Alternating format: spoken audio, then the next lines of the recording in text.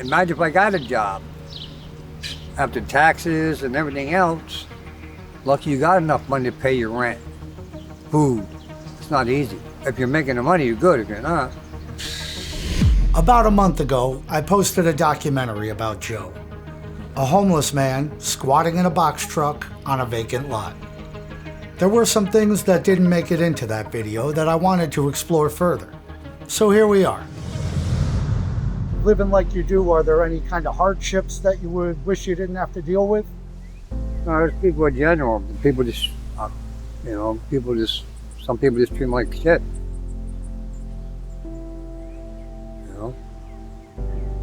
Poor people this past month disrespecting me. What reason? Joe told me one of those people headbutt him. He called the cops but declined to press charges. Unfortunately, hostility towards the homeless isn't confined to only Joe.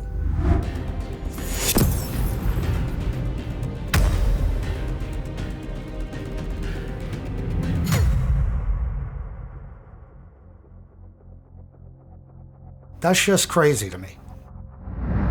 I understand not wanting homeless people sleeping on your doorstep. I don't want that either.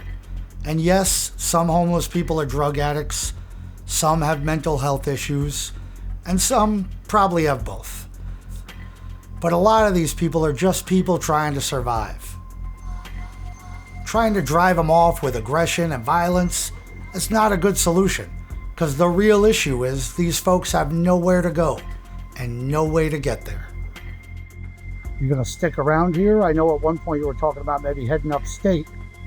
Yeah, well, that's. I'm thinking about it, but just thinking about it. That's all. Just thinking about it. As things go, of course, you can need money to go up there too. It's a lot cheaper up there, but still need this to get up there. Yeah. People know my situation. People know. I'm not the only one. Talking about people struggling when they got a job. That last part right there deserves a little more attention. People struggling when they have a job. Last year, this news story came out in Tampa, Florida. Homelessness among the middle class. I'm a senior financial services accountant for the Florida Department of Transportation. I am what you would consider homeless. That woman was living in a hotel with her children. She lost her previous job and apartment during the pandemic. By the time she got her current job working for the state of Florida, she had been priced out of the rental market in her area. You have to pay to live, and so therefore you can't afford to save any money to move. I also saw this article about Ketchum, Idaho, the town next to Sun Valley, a famous ski resort and golf destination. According to the article, the high school principal and her husband, a teacher, had to live in a camper because they couldn't afford to live anywhere nearby. Apparently in Sun Valley they have a saying, you either have 3 homes or 3 jobs.